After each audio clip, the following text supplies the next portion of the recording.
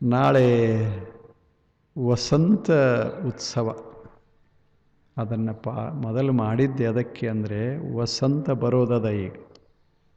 ಈ ಹುಣ್ಣಿಮೆಯಿಂದ ಅಮಾವಾಸ್ಯೆವರೆಗೆ ಇದೇನು ಕಾಲಾವಧಿ ಅದ, ಈಗ ವಸಂತ ಪ್ರವೇಶ ಆಗ್ತದೆ ಜಗತ್ತಿನಲ್ಲಿ.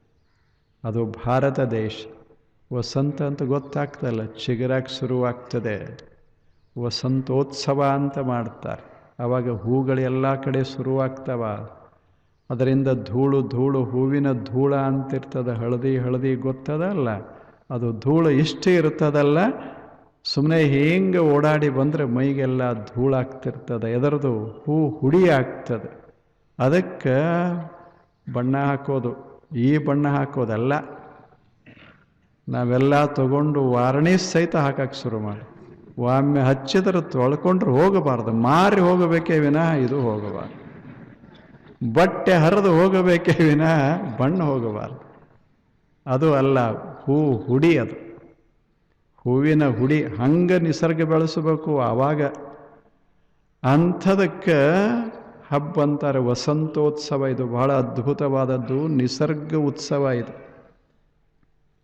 ಯಾವಾಗ ವಸಂತ ಶುರುವಾಯಿತೋ ಆವಾಗ ನಿಸರ್ಗ ನಲಿಲಿಕ್ಕೆ ಶುರುವಾಗ್ತದೆ. ಅದನ್ನು ನಲಿವನ್ನು ವ್ಯಕ್ತ ಮಾಡೋದಕ್ಕಾಗಿ ಇದು ಹಬ್ಬ ಇದು. ಹಾಗ ಇನ್ನು ಯುಗಾದಿ ಬರ್ತದಲ್ಲ, ಅದು ಚೈತ್ರ, ಹೊಸ ಶುರುವಾಯಿತು, ಯುಗಾನೇ ಶುರುವಾಯಿತು. ಭಾರತೀಯರ ಹಬ್ಬ ನೋಡಬೇಕು, ಎಷ್ಟು ಚಲೋ ನಿಸರ್ಗ. ಮನುಷ್ಯರ ಹಬ್ಬ ಮಾಡಲಿಲ್ಲ ಅವರು, ಬರೀ ನಿಸರ್ಗ ಮಾಡಿ. ವಸಂತ ಹೋಗುವುದರಾಗ ಗ್ರೀಷ್ಮ ಬರ್ತದೆ, ಮಳೆ ತಗೊಂಡು ಬರ್ತದೆ. ಗ್ರೀಷ್ಮ ಹೋಗೋದರಾಗ ವರ್ಷ ಮಸ್ತಾಗಿ ಮಳೆ ಬೀಳ್ತದೆ.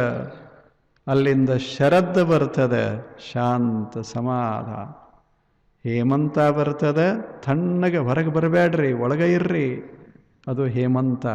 ಶಿಶಿರ, ಇನ್ನು ಸಣ್ಣಾಗಿ ಬಿಸಿಲು ಶುರುವಾಗ್ತದೆ. ಇವು 6 ಋತುಗಳು. ಆ ಋತುಗಳಲ್ಲಿ ಪ್ರಧಾನ ಋತು ವಸಂತ. ಇದನ್ನು ಆನಂದ ಪಡುವುದಕ್ಕಾಗಿ ಬಳಸಬೇಕು.